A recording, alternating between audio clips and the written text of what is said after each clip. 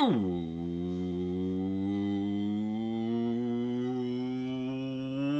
up, everybody? My name is OMG, WTF, LOTW, BRB. Welcome back to more Total Extreme Wrestling 2016. We are playing as the WWE in the year 2002.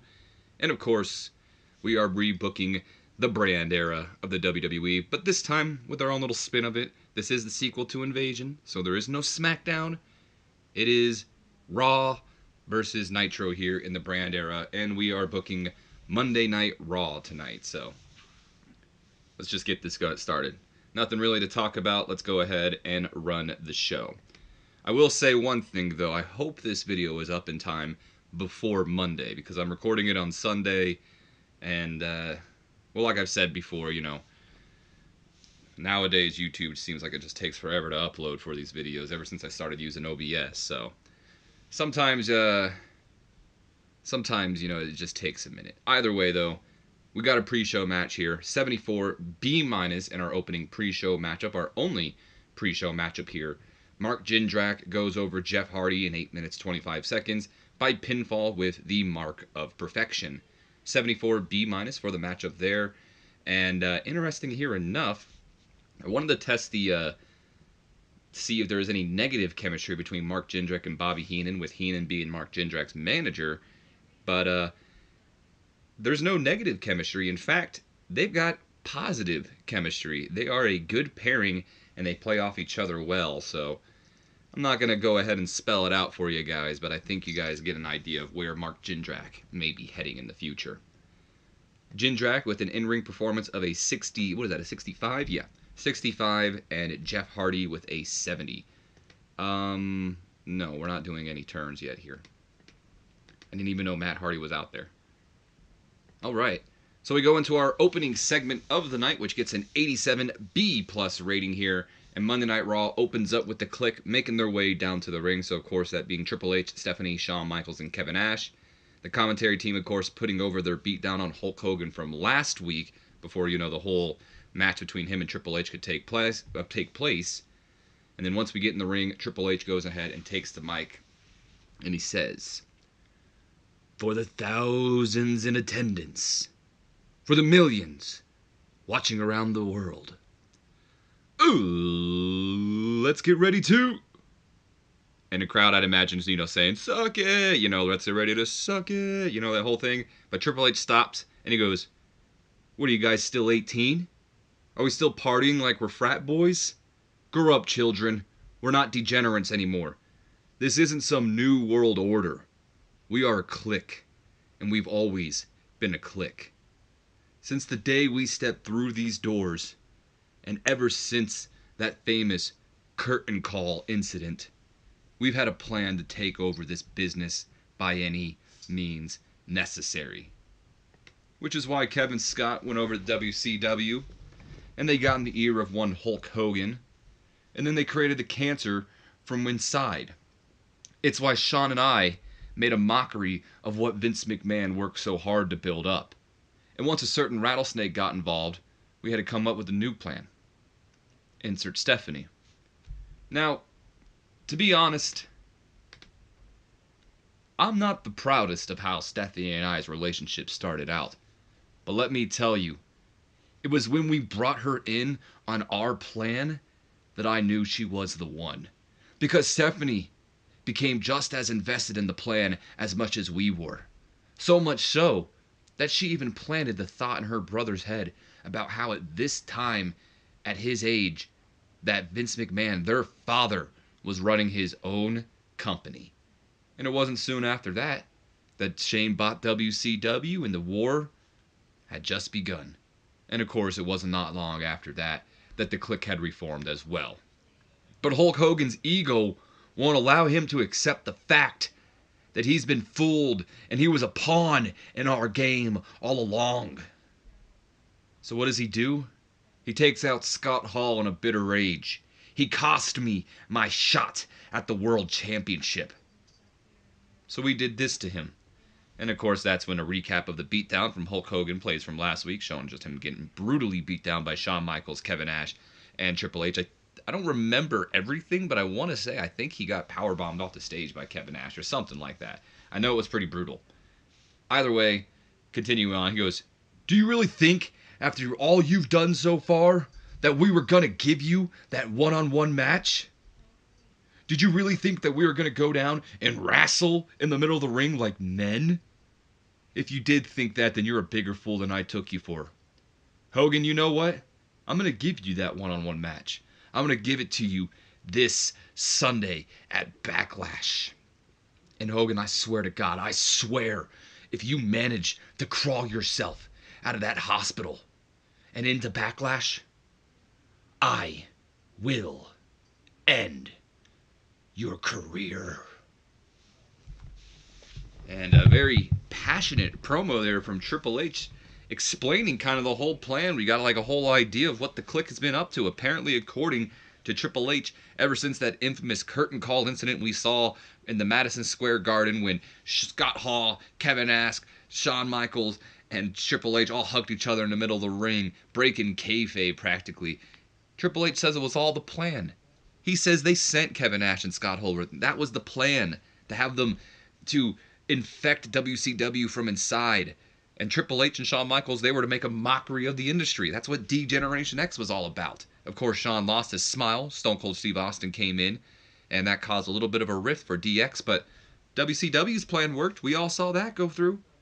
Either way, very eye-opening thing. And then Stephanie apparently all along with the plan here, wanting to take over the business for herself. Oh, gosh. Well, I hope for one that Hulk Hogan finds himself still in that hospital come Sunday, because it's still a 3-on-1 match. I mean, let's be honest. We know Kevin Nash and Shawn Michaels will be there. Anyway, this show did get the show off to a strong start. Angle got the crowd hotter. Shawn Michaels, very underwhelming. I mean, let's be honest. Shawn really hasn't done much since coming back to the WWE. I mean, he didn't really wrestle much at WrestleMania. It wasn't really a wrestle match. It was the Clique finally showing their true colors. We haven't seen him do much or even say much since coming to Monday Night Raw, where I guess they aren't on Raw. The Clique goes wherever they want. We just see them more on Raw. But, geez, Shawn Michaels a little bit underwhelming here apparently. But, you know, I get the feeling that, you know, he's kind of got his own little plan. You know, maybe the kingpin in the background, the head of the Clique. He lets Triple H and them do all the talking. I don't know. It's interesting to see Shawn Michaels just sit there not saying anything, though, you know. We move on to a 66 C+ rating match as Jim Ross and JR are the same person. Jim Ross and the King are putting over what we'll see later on tonight. And we'll see an 8-person tag team match tonight as the champions, Kane, Bubba Ray Dudley, Devon Dudley, and Trish Stratus take on their challengers, The Flock, Raven, Bossman, Perry Saturn, and Daphne later on tonight. No, we're good. And then also later on tonight, we will see the debut of Eric Angle as he will take on the WWE World Champion, The Undertaker, in his debut match here in the WWE. Good luck, Eric. Speaking of Eric, we move on to... Damn it, Taker, you were not supposed to be on screen for this. Ignore the Undertaker's here. Don't look at him.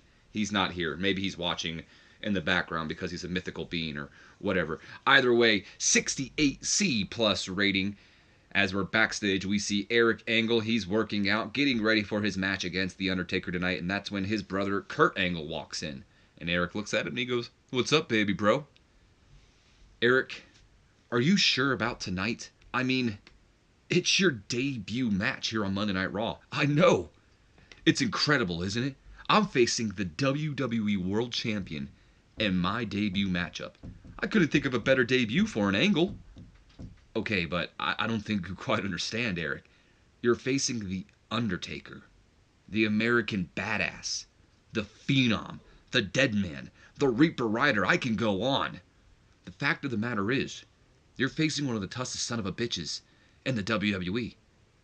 I'm worried you may be in over your head.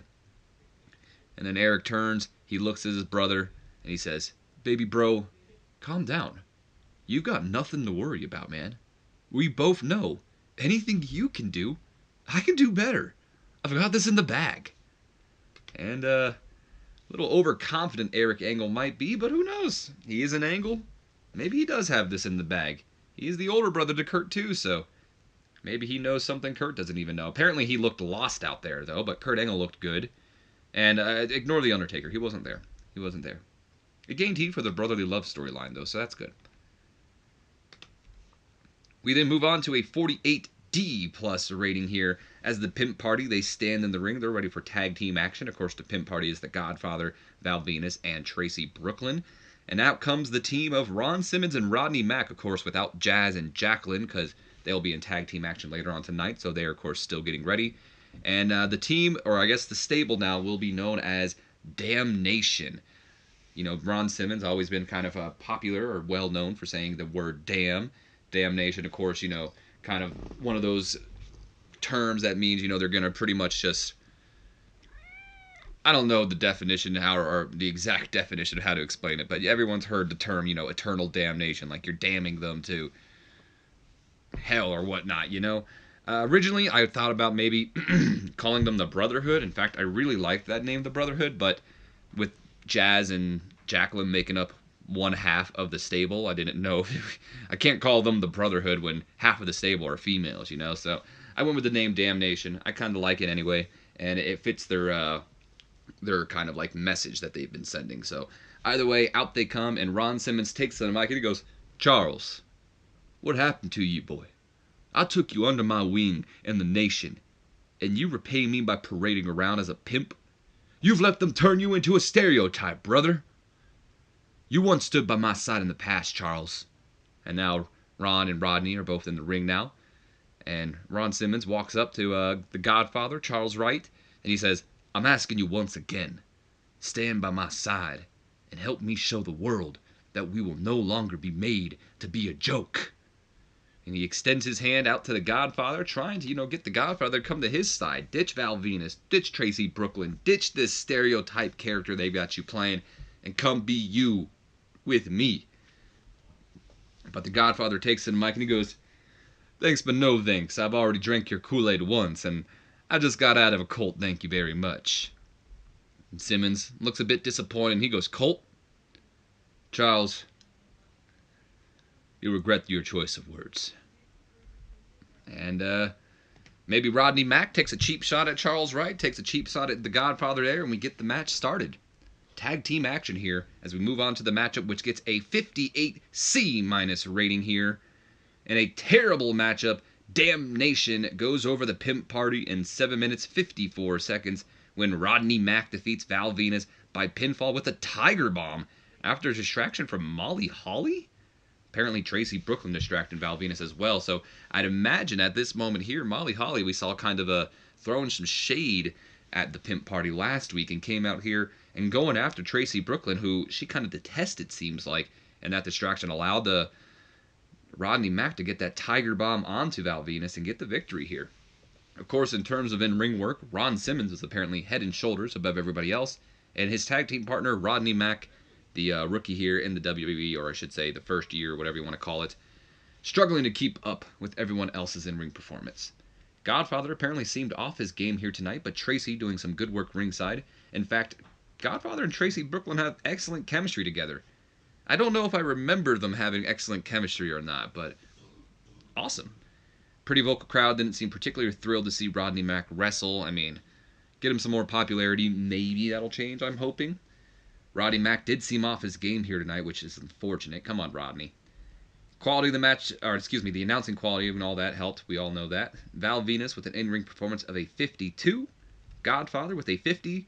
Rodney Mack with a 26. So, last I checked, I think he was in like the 20 popularity area. So he may be like performing a little bit above his popularity, but not much, it looks like. Or could be below it. I don't remember where I saw his popularity last, but he did get a bit of a bump because of his victory from last week, and he should get a bit of a bump tonight as well. And Ron Simmons with the in-ring performance of a 70. And this, of course, gains heat for the Molly Holly and Tracy Brooklyn feud, and that's about it. No worker improvements, though, as we then move on to the next segment here, which is just a freestyle segment. I didn't really feel any need to write it all out. I can explain it. 64 solid C. Damnation, Ron Simmons and Rodney Mack looking to make an example out of the Godfather. Val Venus is probably selling here a little bit, so he's kind of taken out. So they're looking to, make Godfather pay for what he has said, calling him a cult and that.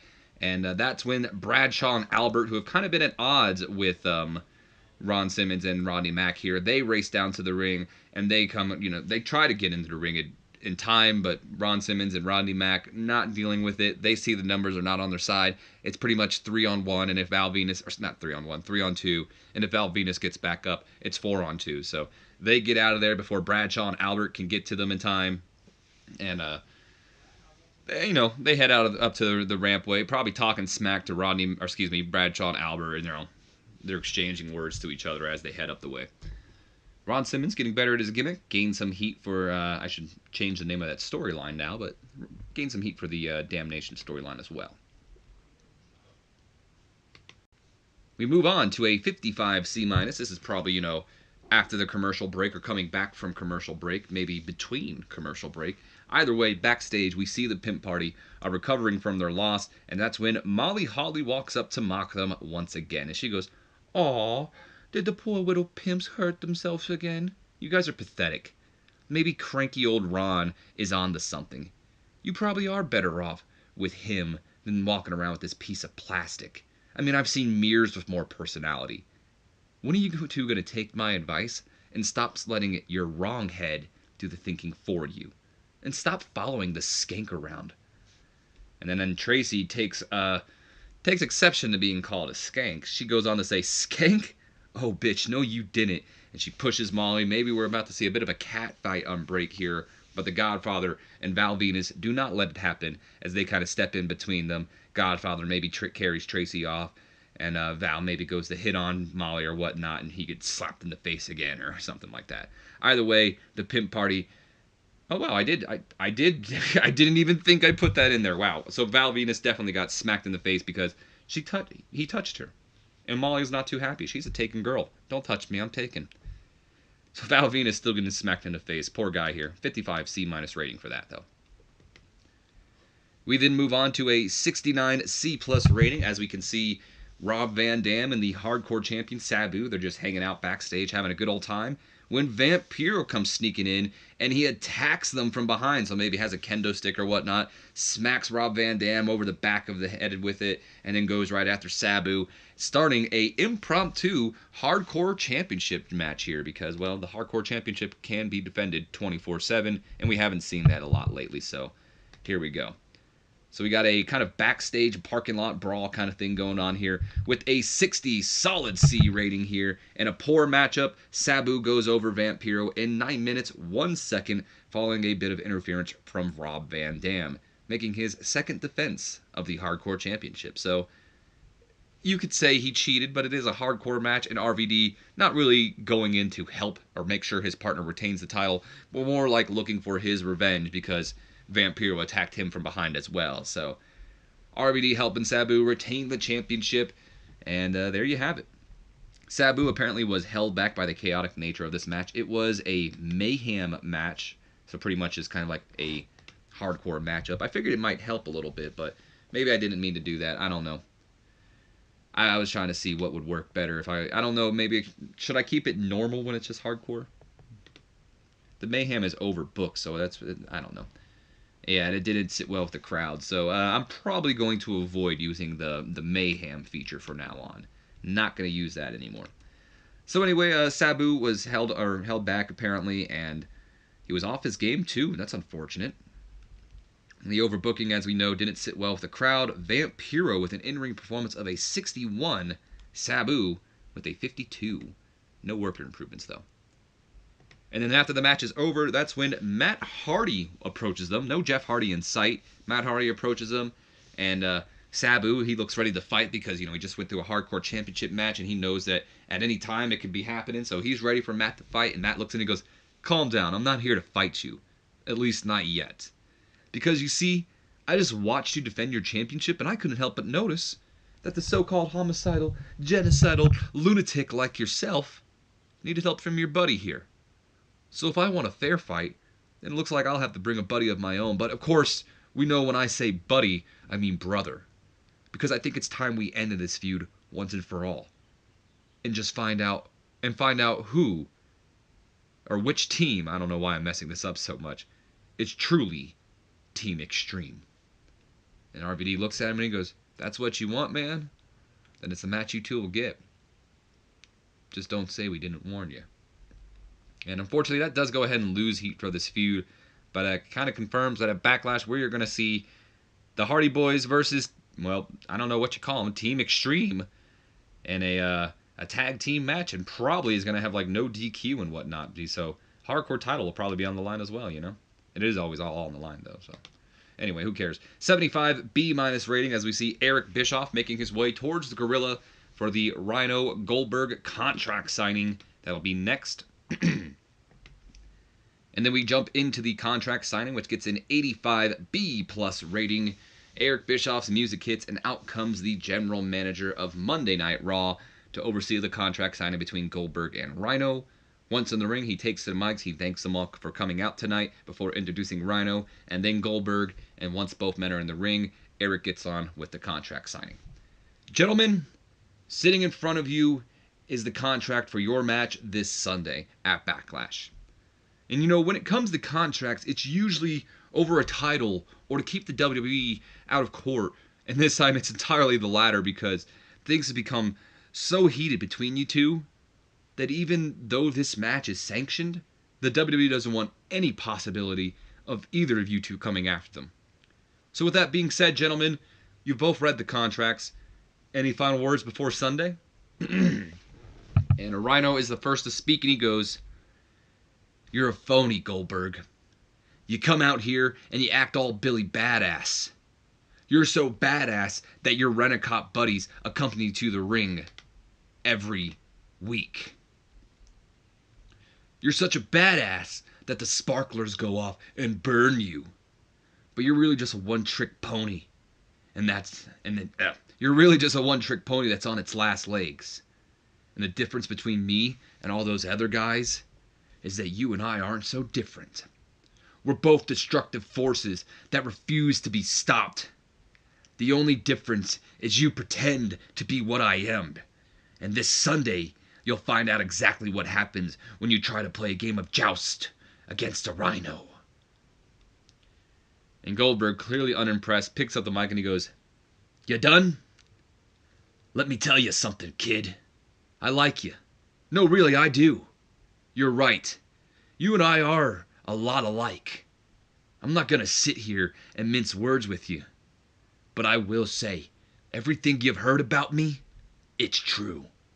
And if you don't walk in the and if you walk in the Backlash with the same mindset that your mentor did at WrestleMania, then you'll find your ass looking up at the ceiling the same way he did. But to be fair, even if you don't go in with that mindset, I'm still going to take you out with a jackhammer and shut you up once and for all." And then Goldberg signs the contract, and Rhino goes, "You still think this is about avenging my mentor? Steve knew what he was walking into, as do I. This isn't about avenging my mentor. This is about stepping out of the shadow that he cast upon me."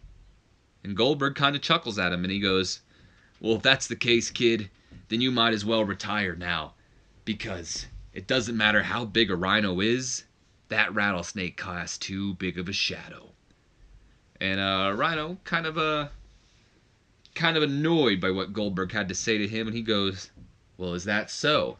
And he picks up his pen, but instead of signing the contract, he stabs Goldberg right on top of his head with the pen, and he just leaps over the table onto Goldberg, and the two begin to brawl a bit here. Goldberg, of course, probably got a little bit of a cut on his head and blood pouring down from, just jabbing it right into his head. Eric Bischoff, he scrambles to get out of the ring because things are getting physical between these two. Rhino grabs a chair. He slams it over the head of Goldberg. I don't give a damn. Concussions or no concussions here. Fines or no fines. Rhino doesn't care. He still goes ahead and slams that chair over Goldberg's skull. And he takes that pen that he jabbed over Goldberg's head previously, and he just begins to repeatedly jab it into the open wound of Goldberg, forcing more blood to go out, widening that wound. And now with the blood on the pen, Rhino picks up the contract, and he puts it over Goldberg's back or whatever, and he signs the contract.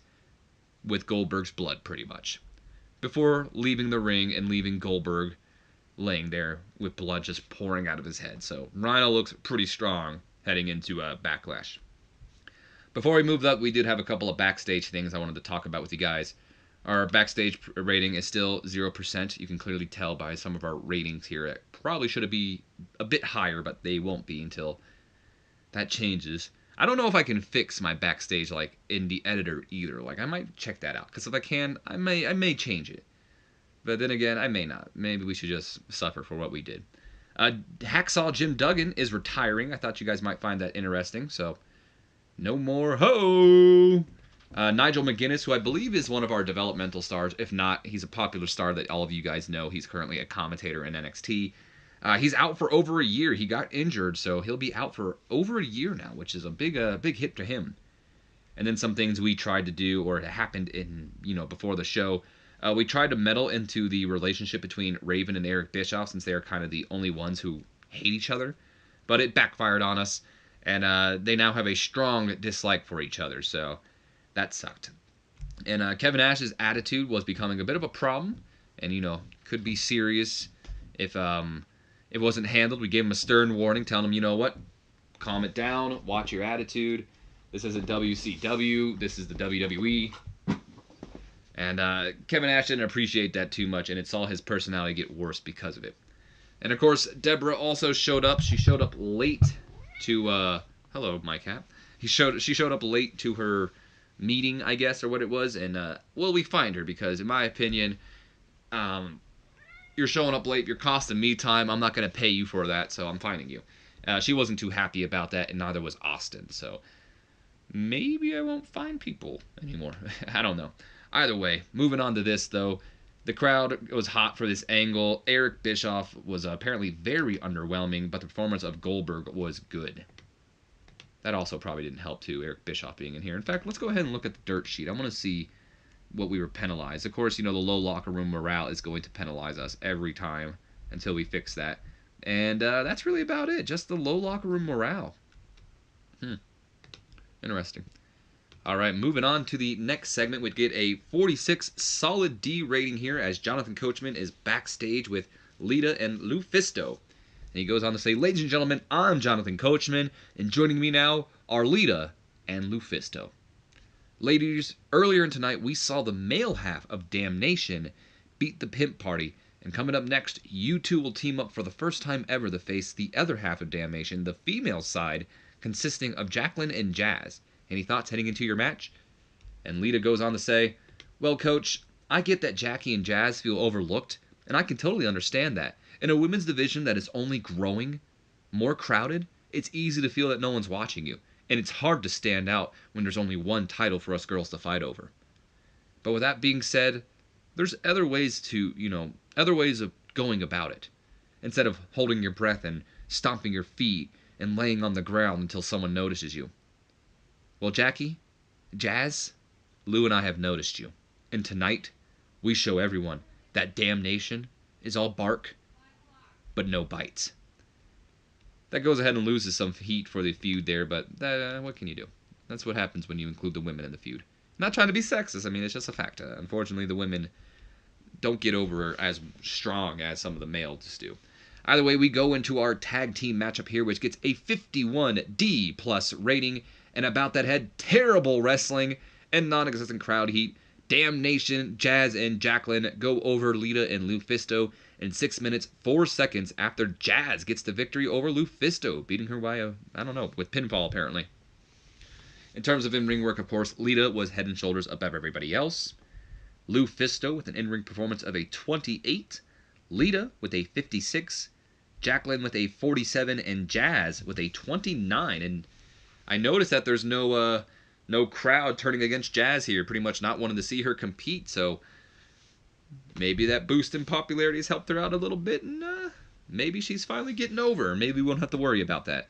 Still losing heat for the Rise of the Nation storyline. I should probably have honestly separated these, but they're a part of the group Damnation, so that's why they're in this, whatever. Either way, Jazz is improving her technical and her performance skills, making the most out of this appearance here tonight. We then move on to our next segment, which gets a 47 solid D rating here. And again, just a freestyle segment, nothing too special. I didn't feel like I needed to write it out.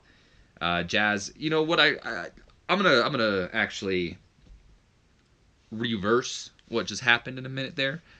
Lufisto didn't get pinned by Jazz. I'm gonna say Lufisto tapped out. I'm gonna say Jazz had her in a submission hold, and she forced Lufisto to tap out. And at this moment, she still has that submission hold still locked in on Lufisto, maybe like a torture rack or something like that. And finally, Lita steps in and she gets in her face, you know. So we got a little bit of a stare down between Lita and Jazz here, as Lita not taking too happy to Jazz acting like a bully here, and Jazz just not backing down to Lita, doesn't care that she's more, you know, accomplished than her or whatnot. Jazz is not having any of Lita's intimidation tactics here. And things look like they may get physical, but Jackie's actually the one that steps in and says, not now, not now. We'll do it Sunday. We'll do it Sunday, pretty much. So it's not confirmed, but I'm going to go ahead and confirm it for you guys right now. We will indeed see Jazz versus Lita this Sunday at Backlash. I probably should have put like a little confirmation thing in there, but it's okay. I did think about, and I probably should have, but I didn't. I don't know. I don't know why I didn't do it, but I thought about having like Albert and Bradshaw and maybe even Lita challenge them this Sunday, but whatever. Too late now, right? So we then move on to a 67C plus rating here. Oh god, Trish has got a gimmick that's getting stale. Let's Trish gimmick. There we go. We're probably going to have to either change her gimmick or refresh it a little bit. Either way, backstage, the WWE Tag Team Champions, the Dudley Boyz, alongside the WWE Intercontinental Champion Kane and the WWE Women's Champion Trish Stratus, are all getting ready for their upcoming 8-person tag team match against the Flock, when Bubba Ray Dudley speaks up and he goes, "Alright, listen up. Raven and his flock of goons think that they are in our heads. But little do they know that we are in their heads, because we have what they all want and desire, and that's the gold around our waist. Trish, you're the best damn female on this roster. Hell, I'll even say that you're even tougher than most of the guys. Devon, you and I already know that we're the best damn team on the planet, and that's a fact. And then there's you, Kane." Kane just kind of looks all menacingly at Bubba, and he goes, "Need I say more? So let's go out there and let's kick some ass." And there we go. Oh, and Devon adds in the, "Oh, my brother, testify." So Trish is getting a stale gimmick, which is unfortunate, but this did go ahead and gain some heat for the Stratus-Daphne feud and the Operation Flock storyline as well. So we move on to the next segment here, which is just a Mark Jindrak video package hyping up, you know, the eventual debut of, I don't know what we're going to call him. Maybe we'll call him the Perfect 10. Maybe we'll call him the modern day Adonis. I don't know. Come up with some, what's the word? Ego-driven kind of names. Like, think like Lex Luger and his, like, Adonis gimmick, or Chris Masters and his Masterpiece gimmick. That's kind of what Mark Jindrak's going into. But still just kind of featuring him, and maybe even announcing that he'll make his debut to Monday nights on Sunday. So a 69C plus for that. We then move into our 8-person tag team matchup here, which gets a 76B minus rating and a decent matchup. Kane, Trish Stratus, and the Dudley Boyz go over the Flock in 13 minutes, 30, I don't know, why did I say 13.5? 13 minutes, 35 seconds, when Raven gets himself intentionally disqualified while fighting Kane. So they didn't win by, you know, pinfall or anything. Raven getting disqualified in this match by taking it to Kane, getting the DQ here, and kind of sending a message to Kane in the process. So I don't think I did put it after this, but I'd imagine like a big brawl happens afterwards, you know, and I really probably should have put it afterwards and maybe have these guys standing tall over the Flock, or maybe the Flock standing tall, or something like that. But either way, Raven gets, you know, the DQ, hits Kane with like the title or something, trying to send a message, or maybe even weaken him a bit before the match. And then maybe that leads to Bossman and Saturn and Daphne going with their weapons and attacking the Dudley Boyz and Trish from behind, and also leaving them all laid out with, you know, weapons and all that. And then the Flock just kind of stands tall, posing with all the championships to end off the angle. I don't think I put on Angle after this, so I'm kind of just adding that in right there, as you guys can see. So Bubba Ray apparently was really off his game here tonight. That's unfortunate for Bubba. The face turns still being teased for Bossman and Perry Saturn. Daphne with an in-ring performance of a 48. Apparently she was the weak link of this matchup. And Kane was apparently head and shoulders.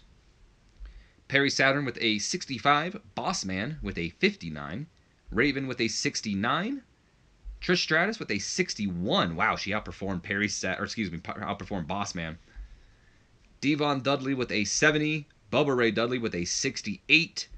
And Kane with an 81. Of course, this gained some heat for the Daphne Stratus storyline and the Operation Flock storyline. What do we got here? Oh, we're not doing this yet. And we got some worker improvements. So Bubba Ray Dudley improving in both his technical and his performance skills. Perry Saturn improving in his technical skills. And Daphne improving in her performance skills. Good stuff all together. And a 76 B- rating for the match, if I haven't said it yet. Oh, Pat Patterson lets us know that Devon Dudley debuted a new high spot that popped to the crowd, and his psychology is going to be helped being able to use that as a go-to spot in the future. Good job, Devon. I don't know what it is. Maybe he no longer needs Bubba Ray Dudley to do the "What's up?" But Devon Dudley doing work. We then move on to a 90 solid A-rated segment as JR and the King inform us that we've just received word that we've got Hulk Hogan via satellite feed from his hospital room as he has a response to Triple H's challenge from earlier tonight. So we go over to Hulk Hogan, and he starts to talk, and he goes, "Hey everyone, Hulk Hogan here. You know, I was watching Monday Night Raw tonight. When I heard Triple H throw out an offer, I just couldn't refuse. This Sunday at Backlash, the Hulkster will be there with all of my Hulkamaniacs, and we are going to run through the Clique come Backlash. Because let's be honest, Triple H, this isn't going to be a one-on-one match. It'll be just like WrestleMania or last week on Raw." I'm doing a horrible Hulk Hogan impersonation. "Last week on Raw, you say you aren't a degenerate, but you sure as hell act like a degenerate." This is more Vince McMahon. "What you gonna do?" There we go. Hold on. "But that's okay, brother, because two can play at this game, Hunter. Because I'm gonna make sure that it's one-on-one at Backlash. But first, I've gotta tie up some loose ends here. I gotta tie up some loose ends here at the hospital. You won't believe who they've got on the next floor up above me. I can't be certain, but there aren't too many Scott Halls out there." I don't know what I was gonna say here. But anyway, he goes, "Not too many Scott Halls out there. Guess I'll see you Sunday," or something like that, you know. Whatever. Guess I'll find out. Maybe that's what I was going on. Yeah. "Guess I'll find out. See you Sunday, brother." I didn't feel like writing this all out because it was such a little bit there. But Hulk Hogan responding to Triple H, telling him, "I'll be there Sunday. I'll be there for my match, and I'm going to make sure it's a one-on-one match." So one has to assume that he'll go after Kevin Nash and he'll go after Shawn Michaels. But looks like right now, somehow, someway, he ended up in the same hospital of Scott Hall, if it's the same Scott Hall. And he's going to go pay him a little visit to ensure that Scott Hall won't be able to make it to Sunday as well. Hulk Hogan improvised well throughout this segment, better than I did apparently, and it goes ahead and advances the Clique versus Hogan storyline. We then move on to our next segment, which gets a 55 C- rating, as Eric Angle makes his way towards Gorilla as he's getting ready for his matchup tonight against The Undertaker, when he notices Kurt Angle walking by his side. So he turns around and he goes, "Kurt, what are you doing?" And Kurt responds, goes, "What do you mean? I'm going out there with you." No, baby bro. You stay back here."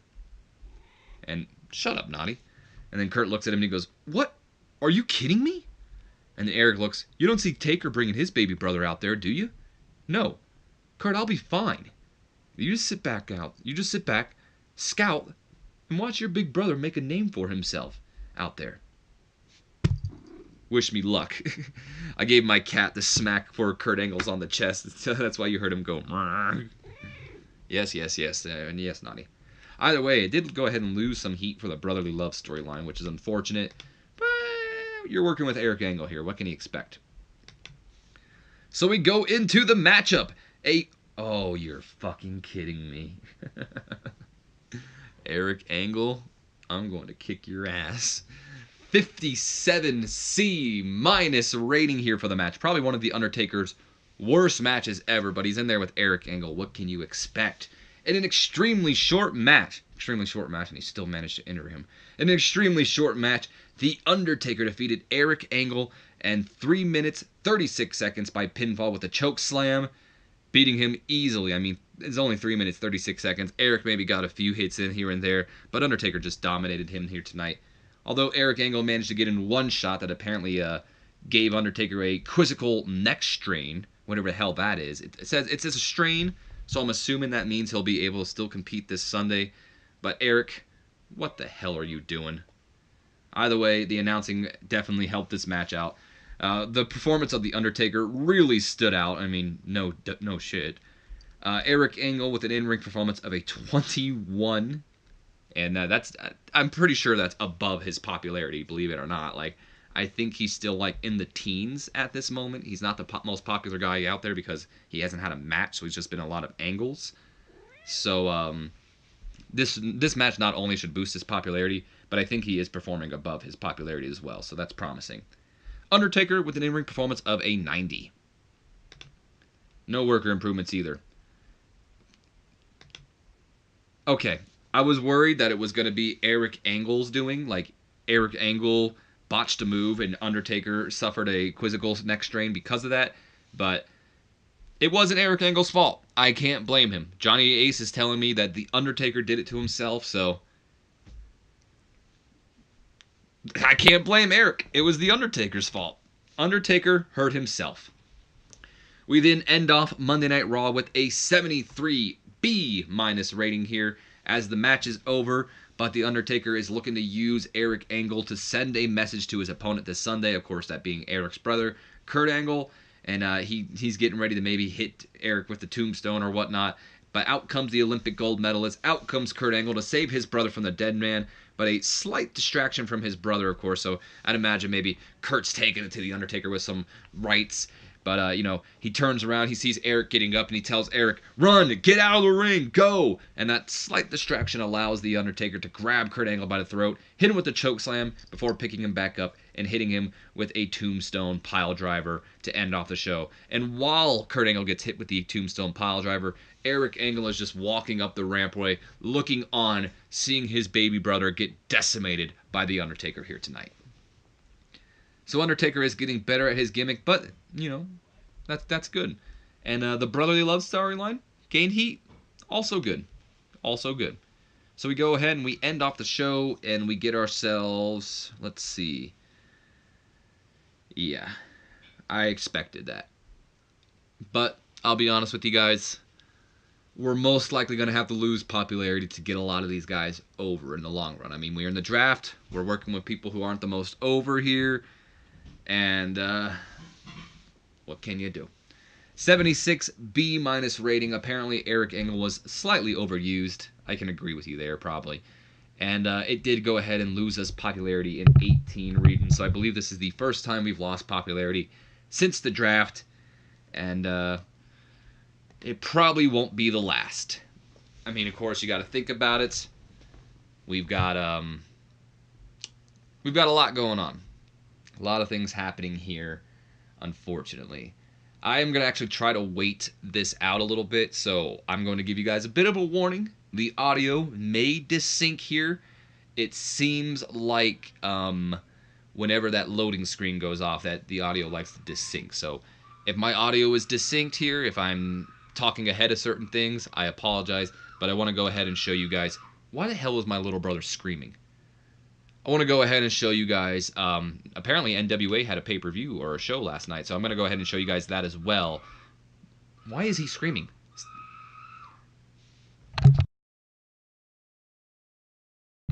Sorry, I had to mute the mic there because I screamed, shut up. Either way, I'm going to go ahead and show off like the developmental stuff and all that as well. But we got some things here. I want to look at it real quick. So Undertaker was injured. TNN were unhappy with the quality of last night's Monday Night Raw. Oof. Jeff Hardy says Boss Man needs to learn how to sell. He is not worth pushing until that's addressed. Oh, shoes. And Kevin Nash says the same thing. Boss Man doesn't connect with the fans. We should probably write him off. Some nasty words for Boss Man there. We got some decisions here. Oh, we're hiring more people.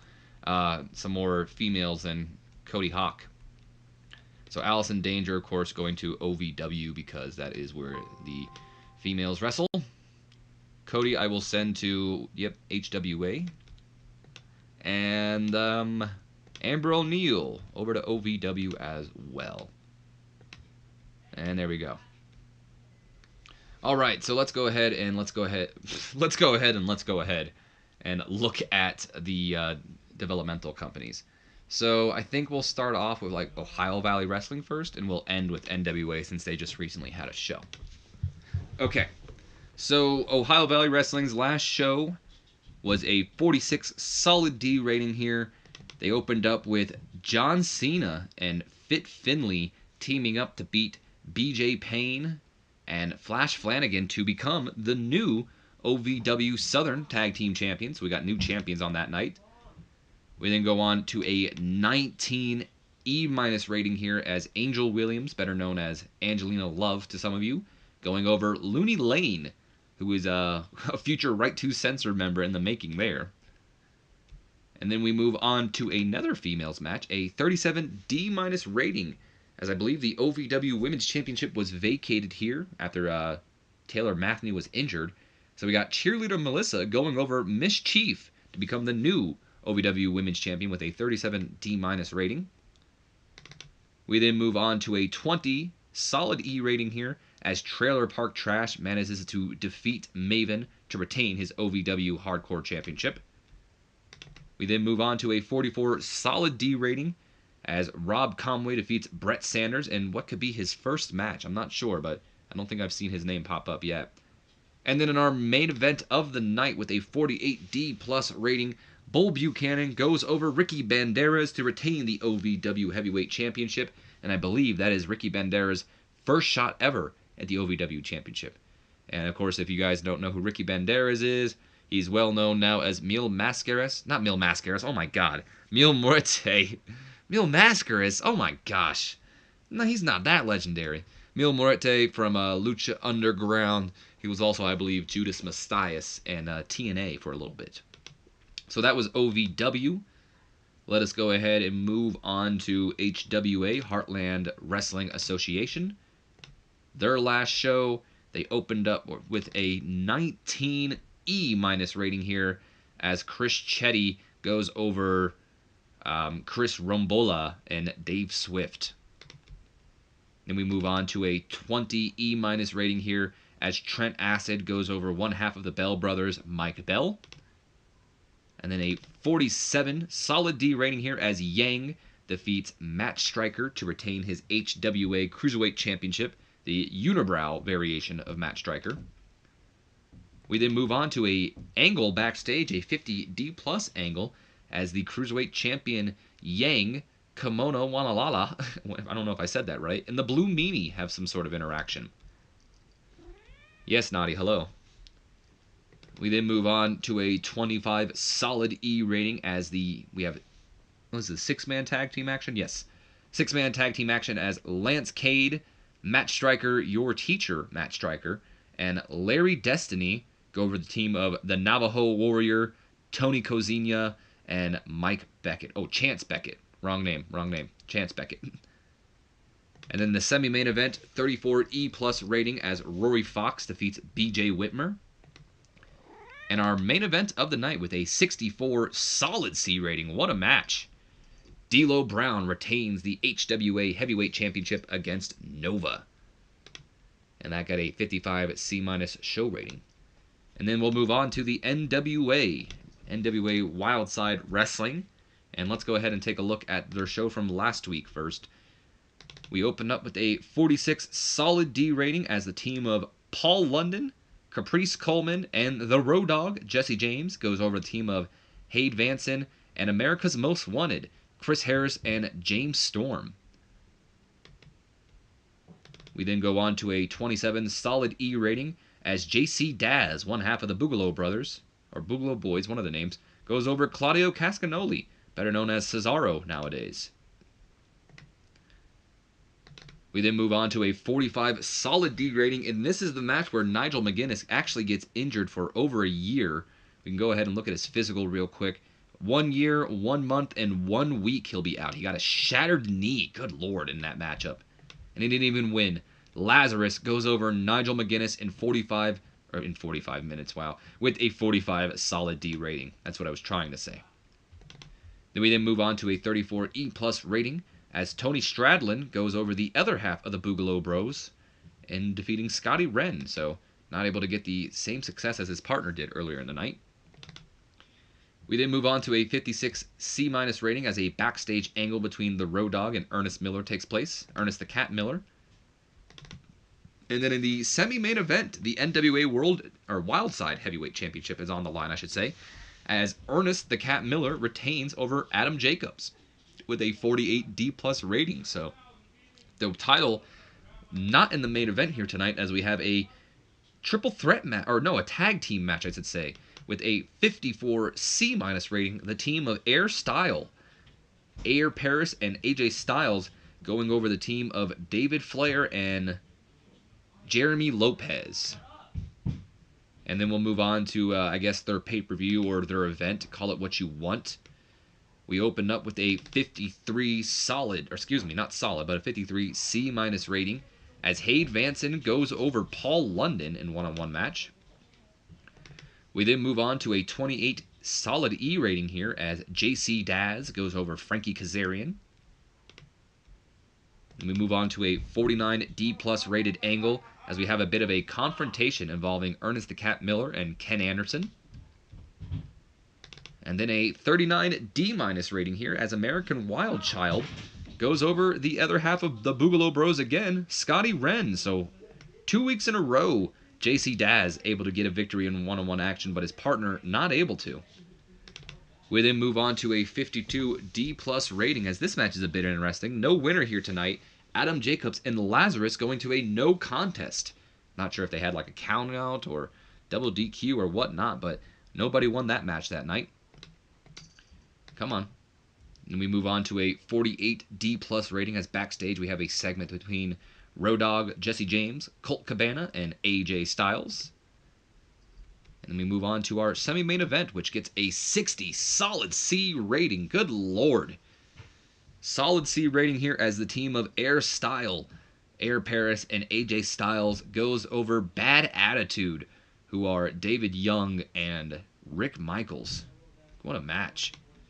And then in our main event of the night with a 46 solid D rating, Ernest the Cat Miller goes over Tony Stradlin to retain his NWA Wildside Heavyweight Championship.